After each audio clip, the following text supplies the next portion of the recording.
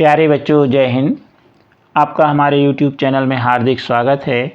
आज हम कक्षा 8वीं सामाजिक विज्ञान संसाधन एवं विकास अर्थात भूगोल के अध्याय 1 संसाधन को संक्षिप्त में समझेंगे और इस पर आधारित सभी अभ्यास प्रश्नों का हल देखेंगे। आप स्क्रीनशॉट लेके नोट्स बना सकते हैं। तो अध्याय 1 है संसाधन। अब संसाधन क्या है? तो प्रत्येक वस्तु जिसका हम उपयोग करते हैं वह हमारी आवश्यकताओं की पूर्ति करता है, वह संसाधन कहलाता है। इसमें जल, विद्युत, रिक्शा, सब्जी, पाठ्य पुस्तकें आदि। कुछ ऐसे भी घरेलू नुस्खे होते हैं जिन्हें हम अगर पेटेंट करा लें तो यह हमारे आर्थिक रूप से हमें वाणिज्य मूल्य भी प्रदान करते हैं। संसाधन दो प्रकार के होते हैं, प्राकृतिक संसाधन जो प्रकृति से हमें प्राप्त होते हैं, और यह संसाधन दो प्रकार के होते हैं, नवीनीकरण और अनवीनीकृत।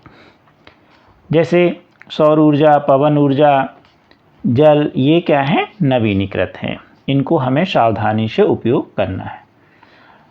अब हम देखें ऐसे संसाधन जो अनवीनीकृत हैं, कोयला, पेट्रोलियम, प्राकृतिक गैस, ये ऐसे हैं जो भविष्य में समाप्त हो सकते हैं और ये सभी हमें प्रकृति से प्राप्त हुए हैं, इसलिए हम इन्हें प्राकृतिक संसाधन कहते हैं।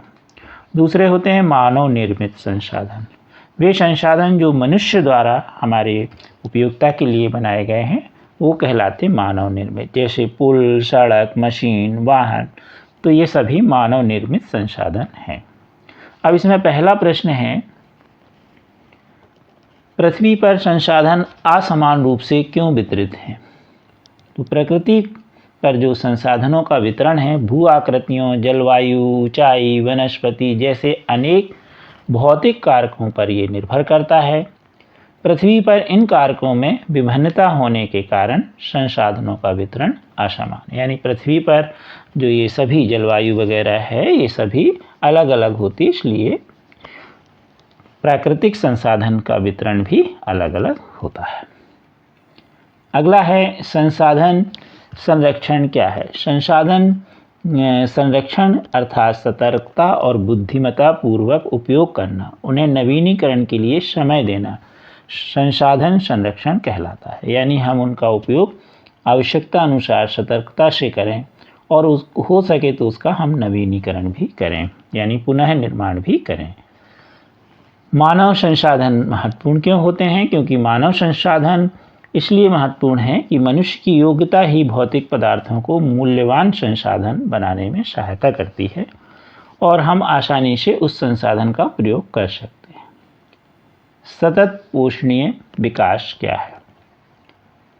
संसाधनों का सावधानीपूर्वक उपयोग ताकि न केवल वर्तमान की पीढ़ी ही अपितु भावी पीढ़ियों की आवश्यकताओं की भी पूर्ति होती रहे, उसे हम सतत पोषणीय विकास कहते हैं।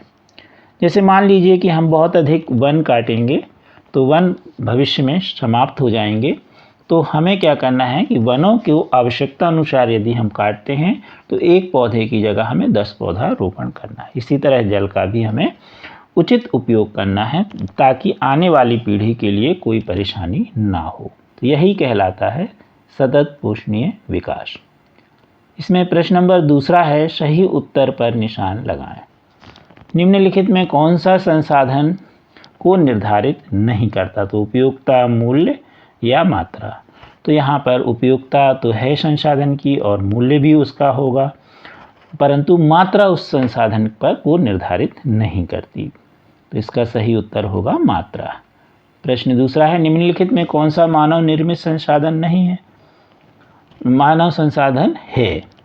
तो पहला है कैंसर उपचार की औषधियाँ, झरने का जल और उष्णकटिबंधीय वन। तो झरने का जल और उष्णकटिबंधीय तो नहीं है, परंतु मनुष्य द्वारा निर्मित जो है वो कौन है? कैंसर उपचार की औषधियाँ, यानी जितनी दवाइयाँ हैं, औषधियाँ हैं, वो मानव निर्मित हैं। तो इसमें पहला का होगा, इसमें खा लिखा, उसको सुधार लीजिए। कथन पूरा कीजिए। जैव संसाधन खाली स्थान होते हैं। अब जैव संसाधन हैं तो निश्चित जीव जंतुओं से ही व्युत्पन्न होंगे, मनुष्य द्वारा निर्मित निर्जीव वस्तुओं से व्युत्पन्न। तो इसलिए इसका सही क्या होगा? जीव जंतुओं से व्युत्पन्न। कृपया हमारे चैनल को शेयर सब्सक्राइब अवश्य कीजिए। Thank you.